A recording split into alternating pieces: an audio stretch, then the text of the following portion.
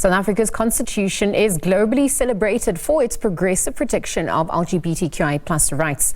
Yet the lived reality for many queer individuals remains dangerous and exclusionary, and despite legal milestones like the decriminalisation of same-sex relationships and the legalisation of same-sex marriages, LGBTQI+ community, they still face widespread discrimination, violence and social rejection, while cultural, religious and patriarchal norms also continue to fuel hostility, particularly in rural areas and townships.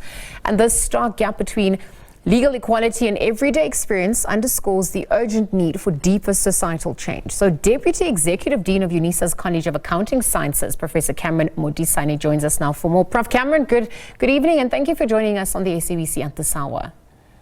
Good evening, Lizel. Thank you for inviting me. It's good to be with you. Well, it's pertinent conversations that need to be had, and thank you for weighing in because, we're looking at the legal protections afforded to the LGBTQI+ community at large under the Constitution and even in relation to our laws.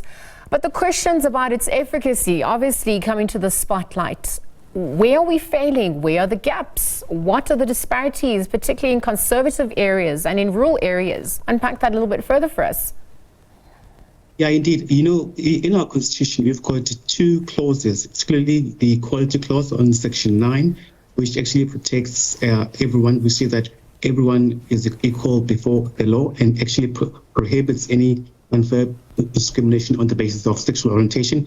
And also we've got section 10, which talks to human dignity, whereby it states that everyone's human dignity should be protected and respected. But our big challenge is the fact that, we've got challenges such as social stigma, discrimination, violence against the LGBTI community, issues such as hate crimes, which include corrective rapes of lesbians, discrimination in schools, workplaces, and healthcare settings, and also the lack of implementation, particularly around the LGBTI persons in rural areas and also in townships, which persists to be a problem. And we do have a strong legal framework in our country, but however, the implementation of gay laws in this country is not necessarily achieving the equality as espoused or enshrined in our constitution. All right, so let's get into that further, because if we're looking at what the barriers to justice really are in relation to that, what's coming to the fore? Even if we look at public servants, public spaces, with regards to training, just to uphold, rights in everyday service delivery scenarios, the narratives that pervade that, the rhetoric as well. What forms of discrimination and violence is then faced?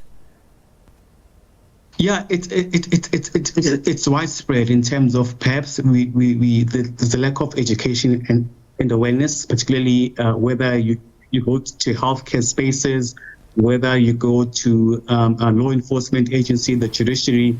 I think there needs to be a lot of education in that space to assist us. There should be awareness campaigns, public awareness campaigns, through the media, the churches, and we need influential people to talk about tolerance and also inclusivity as well, to make sure that the rights of the LGBTI people are actually protected and not necessarily discriminated on the basis of their sexual orientation. Well, speaking on the issue of inclusivity and representation, I know that social constructs also form part of the microaggressions and the norms that the LGBTQI+ community faces. And I wonder if we could speak to that, because we have to look at the role of traditional authorities. We have to look at the role of religions. And we also have to look at the role of patriarchy and white supremacy. Unpack that a little bit further for us.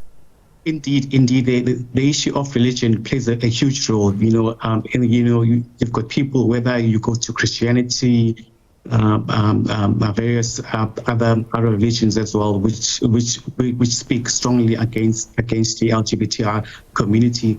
But we live in a secular state whereby we've got our rights, which the LGBTI should be protected, and it's quite important that we ensure that for example the Employment Equity Act does protect the LGBTI community in the employment setting. And also what needs to happen is the fact that there needs to be fast tracking of the hate crimes bill, to protect to provide explicit protection of the LGBTI community and also targeted violence against it. I think it'll go a long way in terms of making sure that there is proper protection, and also there needs to be alliances which will be built with faith leaders, whether youth groups, women organizations, to promote solidarity and also intersectionality between whether it's the same in terms of GBV against women, violence perpetrated against the LGBTI community is the same as well.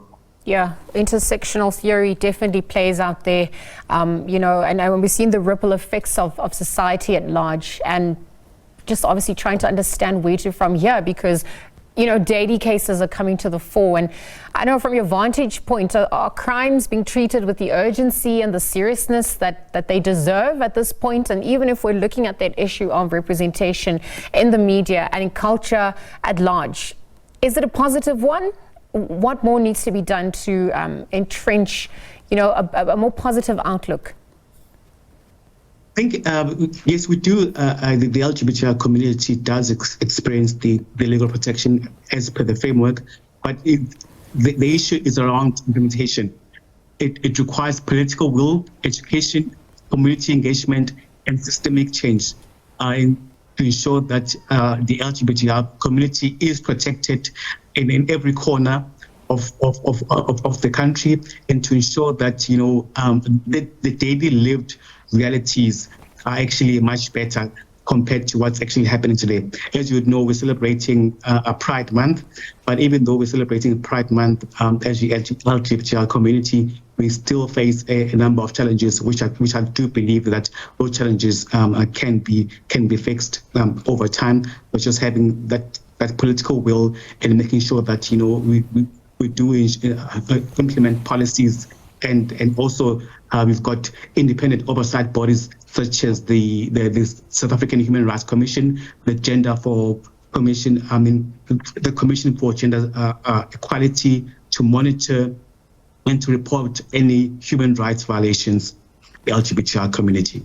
And, beyond what is occurring in South Africa, what are your thoughts on the continent, further afield, beyond our borders?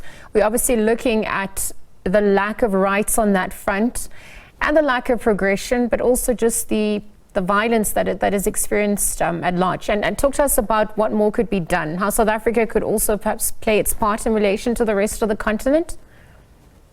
Yeah, it's actually a big challenge which we're facing on the African continent. For example, out of 54 member states in Africa, 31 of them still criminalize same-sex relations. Some of them have got the penalty in countries such as Uganda, Somalia, and northern Nigeria as well. Tough sentences.